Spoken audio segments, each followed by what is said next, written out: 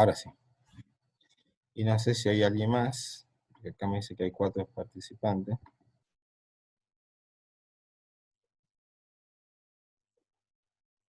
Carla no pudo todavía sumarse. Bueno, hasta que se suma Carla. Yo le he Sí, admitido. está Carla, profe. Ahí. ¿Está? Sí, pero tiene...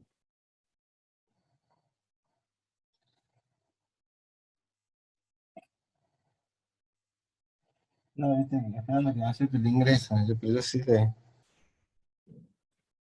Ahora ya no me aparece Carla. Pero...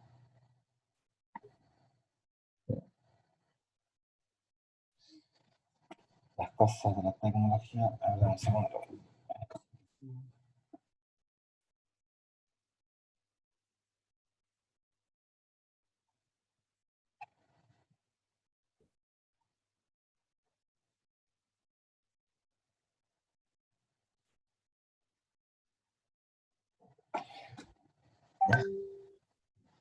Bueno. Igual de todas maneras, hasta que ella ingrese, avancemos, ¿eh? Bueno, profe. Bueno, esto, ¿no? Cómo uno define una población local, objeto de estudio por nuestra parte, es justamente a partir de eso, ¿no? De una definición arbitraria en ese sentido.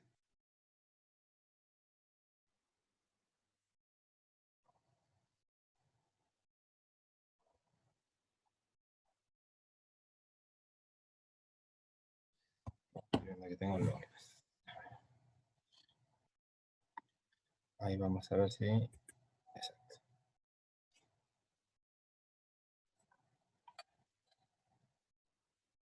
A ver... No sale. Este está acá. Ahí le admitimos de nuevo a Carla y vamos a ver si sale o no.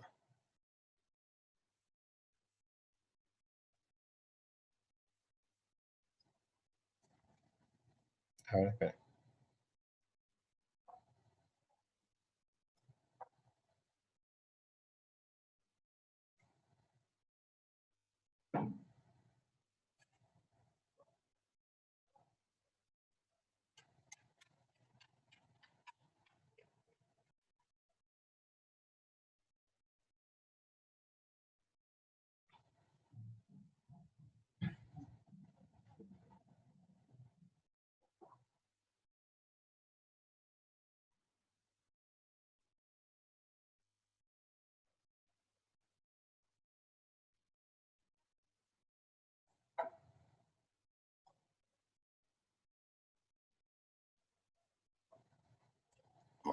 No entra Carla. No sé qué le pasa. Avancemos nosotros. Vos viste que ahí está, ¿no? La aceptada, pero parece que está todo el tiempo como queriendo conectarse. No vi yo, profe, pero sí, Carla me está mandando mensaje y dice que está intentando, pero no sé por qué no puede. Claro, viste acá, no sé si sale esto, yo ahí tengo la aceptación de ella, pero bueno, no sé. Y si no, que Bueno, siempre vuelva a ingresar. bueno, Bueno, vamos a ver esto que, ¿te acordás cuando empezamos la clase? Nosotros habíamos dicho que esto, hay una verdad ecológica de la vida, que esa verdad ecológica de la vida está dada por que el tamaño de una población en un tiempo futuro, el NT más 1 va a ser igual al tamaño inicial de esa población, o sea, cuántos individuos hay en esa población, más los que nacen, menos los que mueren, más los que llegan por inmigración, menos los que se van por emigración. ¿Sí? Eso, toda esa ecuación lineal sencilla nos permite pensar cuál es la dinámica o cómo se estructura una población. Ahora, nosotros cuando hablamos de que en cada nivel de organización aparecen nuevas situaciones que nos permiten estudiarlo, caracterizarlas, nosotros esas situaciones las llamamos generalmente propiedades emergentes. ¿Sí? Esas nuevas formas que se adquieren en diferentes niveles de organización hacen que ese nivel en sí adquiera particularidades, ¿sí? Si yo desagrego esas particularidades, si yo desagrego ese nuevo nivel de organización para volver hacia atrás, por ejemplo, un nivel de organización más bajo, esas particularidades desaparecen, ¿se entiende? Es como cuando el clásico ejemplo de las propiedades emergentes, cuando te dicen, por ejemplo, que el todo es más que la sumatoria de las partes, tiene que ver con esto, que en cada nivel de organización aparecen, surgen, ¿sí? Nuevas particularidades que son propias y específicas de ese nivel, o cuando te dicen que vos para hacer una torta, ¿sí? Necesitas, qué sé yo, huevo, leche, azúcar, harina, y eso es para un bizcochuelo, suponte, y cocerlo en un horno, y cuando eso se produce, vos después del horno sacás un bizcochuelo que lo puedes consumir. Ahora, de ese bizcochuelo no puedes separar las cosas, nuevamente volver a su origen, ¿sí? Porque todo ese conjunto de Ujú. cosas que vos utilizaste hicieron que adquiera esa estructura única propia que es el bizcochuelo. Bueno, esto tiene que ver un poco con eso. Y en el caso de lo que son poblaciones, nosotros esas propiedades emergentes principalmente las vamos a entender como atributos. Y dentro de la dinámica de poblaciones vamos a ver atributos primarios y atributos secundarios. Los atributos primarios van a estar íntimamente relacionados con aquellos atributos o variables dentro de la dinámica poblacional que repercuten de manera directa en el tamaño poblacional, o que afectan de manera directa el tamaño poblacional, ¿sí? Y nosotros vamos a ver que uno de los atributos primarios es la abundancia. ¿Sí? A ver, no sé qué pasó ahí. Ah, no. Ahí está. No sé si... Bueno, vamos a ver. Esperemos que ahí entre. Bueno, uno de esos atributos primarios es la abundancia, otro es la tasa de natalidad, otra es la tasa de mortalidad y otros son las migraciones, ¿sí? La abundancia nosotros la hemos definido como el número de individuos que hay en relación a la superficie, ¿sí? O al volumen, o a la unidad de área, ¿sí? Número de hormigas o número de hormigueros por unidad de área, número de hormigas por hormiguero, ¿sí? Eso, y sobre todo puede hacer referencia a cuál es la proporción de los individuos de esa especie en relación al conjunto, a organismos de otra especie. Eso lo vamos a ver un poquito más adelante cuando veamos comunidades. Los otros atributos primarios es lo que es natalidad, ¿sí? Que esto que le decíamos que afectan de manera directa el tamaño poblacional, o sea, la natalidad va a estar dada por el número de individuos que nacen por unidad de tiempo, ¿sí? Y todo lo que nazcan aumenta la población, y contrapartida, todo lo que mueren, la tasa de mortalidad, van a restar al tamaño poblacional. Y vamos a llamar migraciones, ¿sí? Al conjunto de individuos que entran y los que salen, ¿sí? O sea, la migración va a estar conformada por la inmigración y por la emigración, ¿sí? Y atributos secundarios son aquellos atributos que pueden repercutir de manera indirecta en el tamaño poblacional, ¿sí? Por ejemplo, la distribución espacial. Si la distribución de los organismos en el espacio es bastante irregular, azarosa, puede ocurrir que la conectividad entre esos organismos esté muy condicionada o, ¿cómo decirlo?, esté muy regulada por ejemplo, vectores. Con lo cual no hay una conexión directa, con lo cual, por ejemplo, si los organismos necesitan uno de otro para la reproducción, puede repercutir en la reproducción o en la capacidad reproductiva de esa especie, para esa población, ¿sí? O sea, capaz que tener menos eventos reproductivos de lo que podrían tener, con lo cual dejar menos descendencia, ¿sí? Ahora, si están agregadas, capaz que eso favorece de sobremanera eso y todo el tiempo están reproduciendo, con lo cual todo el tiempo están dejando descendencia, ¿sí? O sea, qué tan cerca o qué tan lejos estén los organismos, seguramente puede afectar la tasa de natalidad.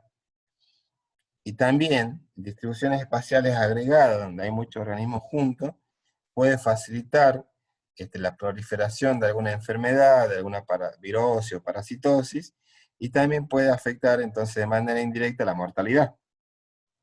¿Sí? Lo mismo pasa con la dispersión o con la estructura de edades, ¿no? O sea, que haya muchos organismos viejos en una población y pocos renovables o nuevos, afecta la capacidad reproductora de la especie. ¿Está? Sí, profe. Lo mismo en la proporción sexual. Por ejemplo, hay especies donde se requiere muy poca presencia de machos para la reproducción de un gran conjunto de hembras, ¿no? Estos animales que actúan, tienen un comportamiento donde se forman manadas, o algunos les llaman también harén, ¿no? Esto de un macho que controla o regula una población de hembras, donde se producen, o donde tiene un control sobre la sexualidad o sobre la reproducción de ese conjunto, ¿no? de esa tropa. Bueno, una población donde haya muchos machos, incrementa, una población que tenga ese tipo de comportamiento, ¿no? Incrementa la probabilidad de encuentro y de choque y de lucha por el acceso hacia las hembras, con lo cual, digamos, la reproducción o la tasa de natalidad puede verse afectada negativamente, ¿sí? Etcétera. Bueno, estos son, en síntesis, una serie de atributos secundarios que va a repercutir de manera indirecta en la dinámica poblacional. Bueno, esto sí es aplicable a no organismos modulares, si podemos hablar de población, es lo que habíamos dicho, ¿no? O sea, una estructura vegetal es un superorganismo que contiene un conjunto de n módulos, donde en los n módulos, ¿sí? O en el organismo modular, sabíamos que las migraciones se ven suprimidas, porque no hay efecto migratorio, y simplemente están afectadas por la natalidad y la mortalidad. Sabemos que la distribución espacial dentro de un organismo modular es sumamente agregada, porque hay conectividad entre un módulo y el otro, ¿sí? Y así forman una estructura. Y sí está afectado seguramente por las edades, ¿sí? Hay organismos modulares senescentes dentro de un árbol, como por ejemplo la corteza, ¿no? Como va pasando diferentes etapas y terminan siendo un cementerio de módulos, si se quiere, ¿sí? Que simplemente tienen una función, que es la conducción, ¿no? De xilema o de floema, por ejemplo. Y la abundancia, que decíamos, el número de individuos que existe dentro de una unidad de área o de volumen, está dada, bueno, obviamente por la densidad poblacional, ¿sí? La cantidad, y el área que ocupa esa población, ¿sí? Y nosotros, en organismos sésiles, es más fácil determinar o hacer un conteo total absoluto, mientras que en organismos móviles es un poco más difícil, ¿sí? Sin embargo, en los sésiles, por más que sea fácil hacer un recuento de todo, en función de la envergadura o del tamaño o de la superficie, sabemos que hay imposibilidades económicas y prácticas para el conteo total, ¿no? El conteo total nosotros lo vamos a definir como un censo, ¿sí? Lo que se hace para estimar el tamaño, los tamaños poblacionales, lo que ustedes ya vieron seguramente en otra materia, es una estimación justamente a partir de técnicas de muestreo, ¿sí? O sea, tomar un conjunto un espacio geográfico, tomar desde un espacio geográfico un conjunto de individuos, ¿sí? Para extrapolar y cuantificar el tamaño de la población. No son las mismas técnicas las que se aplican en animales que en plantas, y justamente está dada por la movilidad, ¿sí? Este, qué sé yo, en animales, una de las técnicas, por ejemplo, que nos permiten estimar de manera indirecta el tamaño poblacional puede ser, por ejemplo, el canto, ¿sí? El canto de las aves, el canto de los anuros, por ejemplo, ¿sí? que son fundamentalmente sapos, de rana, uno hace estimaciones del tamaño poblacional a partir del canto, o también puede ser a partir de la cantidad de nidos, ¿sí? O también puede ser a partir de las huellas, o también puede ser a partir de el relevamiento de heces, ¿sí? O de caca que se encuentra en estos organismos en determinados lugares. Todas son formas indirectas que nos permiten tener cierta estimación en cuanto al tamaño poblacional, ¿sí? Otra técnica de muestreo en organismos móviles es, por ejemplo, la captura, el trampeo de los animales, ¿no?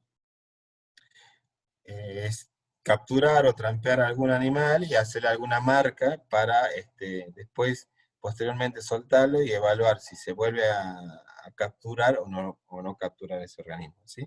Y ahí ya se habla de captura, marcado y recaptura, ¿sí?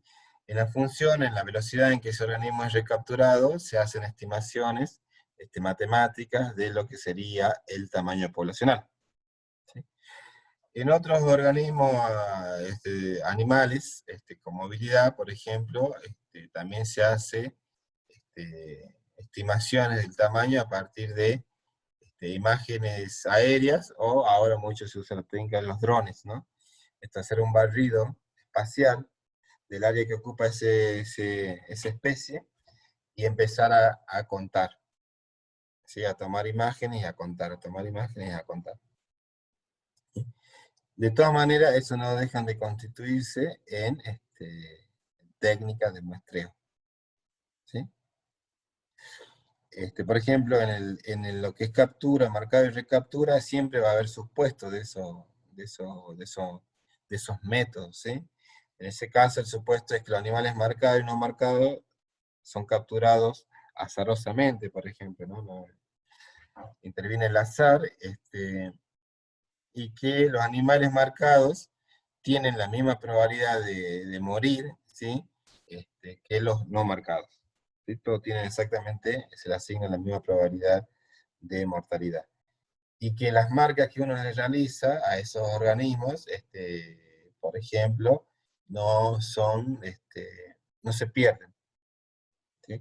Por eso que muchas veces se le corta o una falange o una uña, si es que la uña no vuelve a crecer, pero si la uña vuelve a crecer se le corta directamente la falange, o alguna otra marca, como puede ser dejarle algún anillo o cualquier otro utensilio que nos permita identificarlo, ¿no?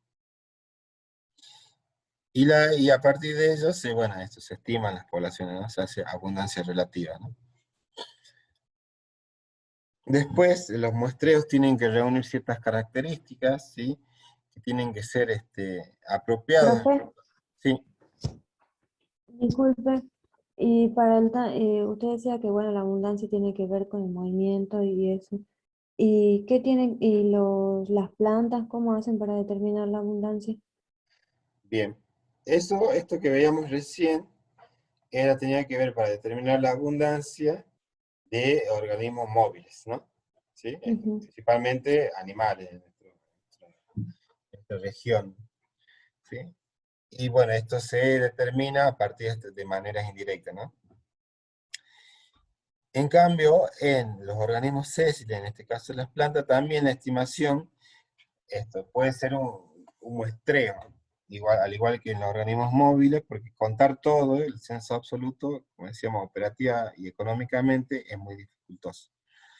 Se hacen muestreos y se diseña un método, o se elige un método de muestreo en función de la disponibilidad de recursos para realizar, de la topografía y la accesibilidad al sitio en los cuales ustedes se tienen que realizar el muestreo, y en función de la ecología de la especie. Ahora vamos a ver un poquito eso. A ver si está Bueno, acá. No, no está. Bueno, no importa. Hay básicamente tres tipos de muestreo en ecología vegetal, que hay una cartillita que yo, si no la subí en este año, en el Drive, está en el año pasado, ya me voy a fijar, ¿sí? Pero métodos de muestreo en ecología vegetal se llama, de Mostacedo, que lo que nos permite es identificar tres tipos de muestreo. muestreo al azar o aleatorio, el estratificado, ¿se acuerdan o no? ¿Vieron ustedes técnica de muestreo en alguna otra materia? Sí, profe, sí, algo me acuerdo. ¿Qué tipo de En muestreo vieron? zoología.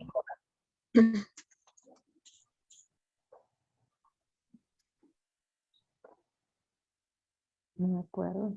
No sé, no. Nosotros en zoología, profe, hicimos como una técnica de muestra así en la reserva del Saladillo, de las huellas, Ujú, sí. Tomamos fotos y teníamos cal, puede ser. ujú. Y bueno, en las huellas que encontrábamos echábamos cal, esperábamos que seque y luego tomábamos la muestra para saber qué tipo de huella era, qué tipo de mamífero. Y en introducción lo que hicimos también fue medir, así como marcar una transecta para medir eh, por ejemplo, la profe nos hizo medir con el metro, 10 metros marcar, y en esos 10 metros qué especies había. Pero antes de vos elegir la transecta, tenés que saber por qué vas a colocar la transecta ahí. Esa colocación de la transecta, ¿sí? Puede deberse a que te salió por sorteo y eso es un método azaroso, ¿sí? Dónde colocar la transecta. Puede ser un método regular, ¿sí? ¿No? Donde, por ejemplo, yo digo, bueno, este es el curso del agua del río, ¿sí?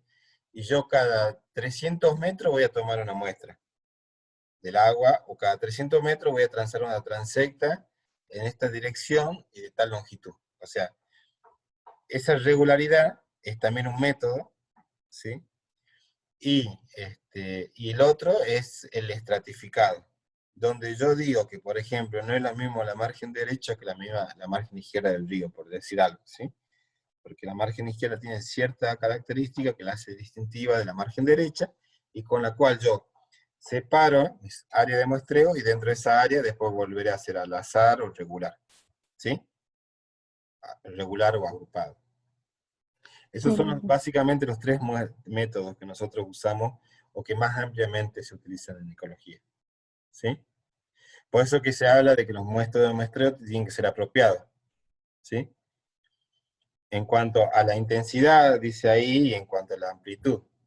Pero apropiado también implica que el método que yo aplico al azar o aleatorio, estratificado y regular, cualquiera de esos métodos que yo emplee es el que más se ajusta a las condiciones y a las características a las que yo estoy por estudiar. ¿Sí? Por ejemplo, si yo quiero estimar la abundancia de un organismo vegetal, de una especie vegetal, asociada a ambientes acuáticos. ¿Sí? O no la compliquemos tanto. Quiero determinar la abundancia de un organismo vegetal en determinado lugar. ¿Sí? Si yo voy y hago la transecta, esa que ustedes hicieron, únicamente donde está presente el organismo, e ignoro los otros sitios donde no está el organismo, yo quiero saber cuántos cedros hay en la reserva esa que ustedes van, Saladillo. ¿Sí? Y si yo únicamente hago el muestreo donde está el cedro, y no donde no está el cedro, ese muestreo, ese método no es apropiado. ¿Sí? Porque yo estaría sobreestimando, ¿sí?, la población de cedro. Porque yo únicamente cuento donde está, y donde no está no cuento, pero cuando yo hago la extrapolación y digo que la reserva de Saladillo son 50 hectáreas, y yo en 0,5 hectáreas encontré 10, ¿sí? Voy a tener 50.000 plantas o 5.000, perdón, plantas de cedro, cuando eso sabemos que no es así. ¿Sí? Por eso es ajustar el método, ¿sí?, en función de la pregunta, en función de las características del sitio, en función de la biología o la ecología de la especie. ¿Se entiende? Sí, Esos profe. son, Los tres tipos de muestreo, y bueno, tienen que tener estas características, ¿no? Que sea apropiado, que sea homogéneo, que sea objetivo y que sea eficiente. Apropiado, una vez que elegí el método en cuanto a la intensidad. O sea, por ejemplo, en 50 hectáreas, ¿cuántas parcelas sería necesaria hacer para tener una idea más próxima a la realidad, ¿sí? De lo que sucede en ese lugar, ¿sí? Eso, la intensidad y la amplitud. Homogénea, ¿sí? Eso tiene que ver si el ambiente y los organismos se presentan o no en parches. Si se presentan en parches, estratifico. Si se presentan irregularmente o aleatoriamente, por ahí muestreo al azar, ¿sí?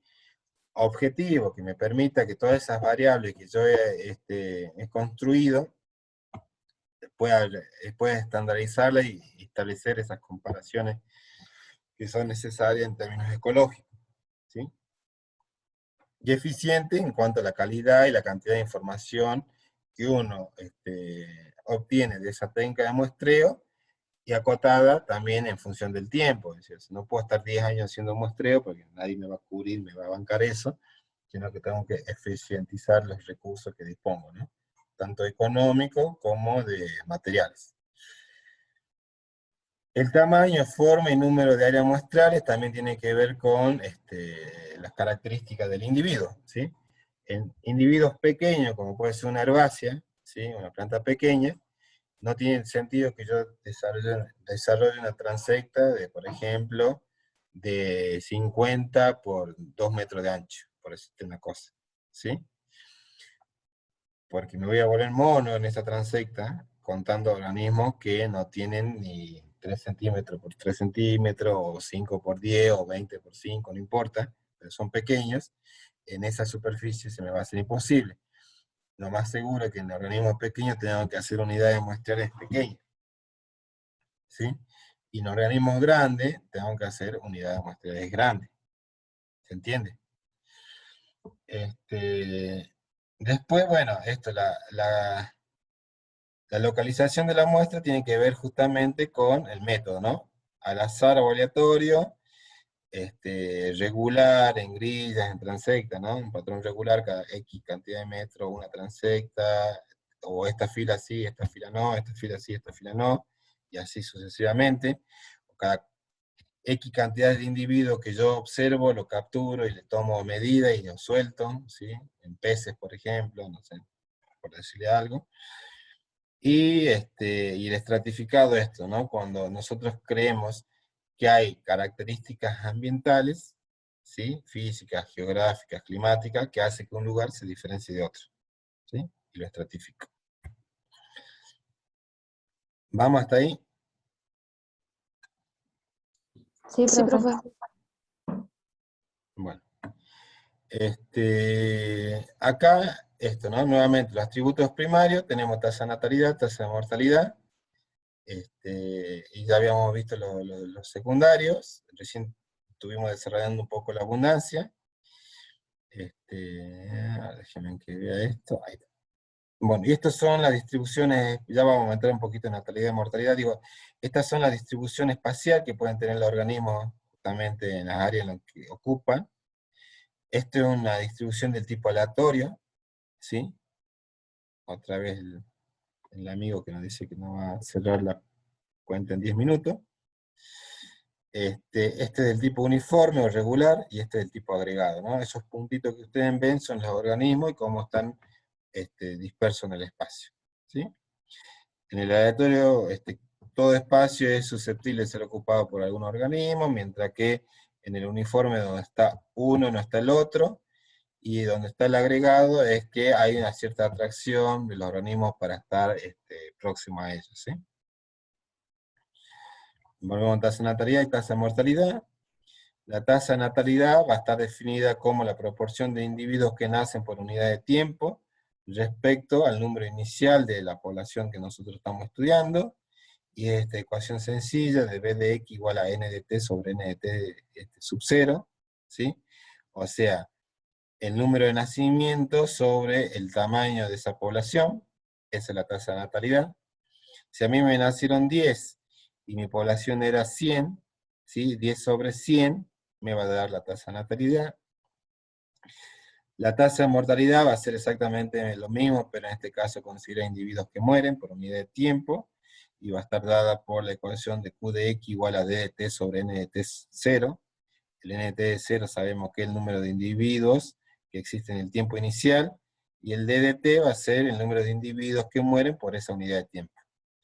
¿Sí? Yo considero, por ahí las tasas son muchas veces las trabajamos manualmente, y yo quiero saber cuál es la tasa de mortalidad en un campo donde yo estoy produciendo, un campo ganadero donde estoy criando vacas, ¿sí? Entonces yo anotaré la cantidad de animales que se mueren, ¿sí? En el término de un año. Yo inicié mi población con 100 y terminé con 150 y se murieron 15, bueno, haré eso, ¿no? Sacaré mi tasa de mortalidad, por ejemplo. Luego, otra forma para estudiar un poco y entender la dinámica de poblaciones, tiene que ver con definir cuál es el ciclo vital que tienen las especies, ¿sí? Todas las especies tienen su ciclo vital, y el objetivo de la especie es devenir en otra especie, ¿no? O sea, el objetivo final, en términos ecológicos, es que todo individuo pueda reproducirse y dejar descendencia. El ciclo vital va a estar definido como un patrón de crecimiento, de desarrollo y de reproducción que existe a lo largo de la vida de ese organismo, ¿sí? Y nosotros podemos identificar 5 tipos principales de patrón, ¿sí? O sea, el patrón es eso, ¿no? Es cómo se define, en términos generales, o cómo es la secuencia de crecimiento, desarrollo y reproducción que nos permite agrupar a un grupo de especies bajo esa característica en particular. Por eso nosotros decimos patrones. Y dentro de esos patrones nosotros vamos a identificar en ecología 5 patrones o 5 formas que asumen las especies en términos generales, ¿sí? En cuanto a crecimiento, desarrollo y reproducción, ¿sí? Después lo vemos, y esto sería lo que estamos diciendo. Por ejemplo, acá tenemos, en función del tiempo, cómo es el éxito reproductivo, ¿no? O cómo es el output reproductivo, la cantidad de organismos que produce o se reproduce. Y en este patrón, nosotros hablamos de una fase prereproductiva, una fase productiva o reproductiva, mejor dicho, y una fase posreproductiva, ¿sí? Si nosotros nos ponemos a pensar como nosotros como seres biológicos, vamos a encontrar que hay una fase juvenil de crecimiento, ¿sí? Que es nuestra fase prereproductiva. Luego hay una madurez sexual, donde ya entramos en la fase reproductiva, que se extiende por un tiempo, ¿sí? Y finalmente hay una fase posreproductiva, ¿sí? Donde ya los organismos no tienen la capacidad de reproducirse.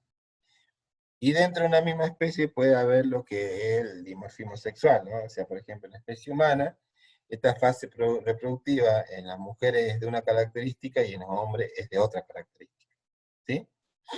El hombre puede extender su fase reproductiva, ¿sí? Más allá de los tiempos biológicos de la fase reproductiva de una mujer, por ejemplo, ¿sí? O sea, dentro de una misma especie, ¿no? Tenemos dimorfismo. Y acá, bueno, la eficacia biológica que va a tener un organismo va a estar dado justamente, lo que decíamos anteriormente, por el número de cría o de descendientes que deja ese organismo. Ese es el output reproductivo, ¿no? La eficacia. Y la edad o la proporción de individuos por clase de edad define la estructura de esa población, ¿sí?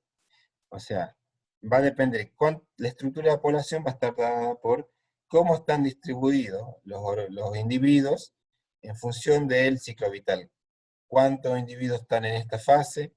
¿Cuántos individuos están en esta otra fase? ¿Y cuántos individuos están en esta otra fase? ¿Sí?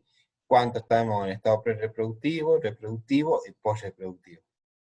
Si nosotros tenemos una población que la mayoría de los organismos se concentran en esta última etapa del ciclo vital, muy poco en la fase reproductiva y algunos en la fase prerreproductiva, esa población localmente corre serio riesgo de la extinción. Porque la mortalidad también actúa en cada fase. ¿Sí? Acá pues, seguramente en la fase postreproductiva la mortalidad es más alta que en la fase prerreproductiva, pero ya vamos a ver que puede haber excepciones. ¿Sí? ¿Vamos? ¿Vamos bien? Sí, profe. Bueno, esto, ¿no? Hay la estrategia de reproducción, la estrategia de reproducción sexual en algunos organismos, en alguna especie, como por ejemplo las plantas, perdón, pueden ser que tengan su sexualidad en pies diferentes, o sea, planta masculina y planta femenina. Puede ser que estén, ya lo vieron, dentro del mismo individuo, tener tanto ambos atributos para su reproducción sexual, o sea, contener gametos masculinos y femeninos en una misma estructura, y puede ser que en un mismo pie estén los gametos masculinos y femeninos, pero separados por estructuras reproductivas particulares, ¿no? Flores femeninas y flores masculinas. Ahora, también se los clasifica los organismos, ¿sí? En función de la cantidad de veces que se reproducen, ¿sí? Y ahí vamos a entrar en lo que nosotros llamamos especies semélparas y especies iteróparas. Las especies semélparas son aquellas especies que se reproducen una sola vez en toda su vida y que luego de ese evento reproductivo mueren, ¿sí? Y las especies iteróparas, como por ejemplo nosotros, somos aquellos organismos que se pueden reproducir más de una vez en su ciclo vital, ¿sí? Esa sería la diferencia entre semélparas e iteróparas. Y volvemos a en función de si son semélparas o iteróparas, vamos a poder recién definir lo que habíamos dicho acá como el ciclo vital de una especie, ¿sí? Que es ese patrón de crecimiento, desarrollo y reproducción que tienen las especies. Y que dentro de ese patrón nosotros podíamos distinguir una fase prerreproductiva, reproductiva y posreproductiva. ¿Sí? Profe, Sí. ¿y cuál es un ejemplo de semélpara? De semélpara, por ejemplo, el bambú. O algunos ágaves, ¿no? Tipo aloe, que solamente tienen un evento reproductivo, ¿sí? Y Ujú. que luego de eso mueren. Ahora vamos a salir, qué sé yo, un cultivo, el maíz, la soja, el poroto, ¿sí? Muchos de esos cultivos anuales son semélparos. Ah, Crecen, sí, sí. se reproducen y mueren. Mm. Bueno, volvemos a ingresar de nuevo, ¿sí? Esto es un desastre. Ahí vamos. Deme un segundo.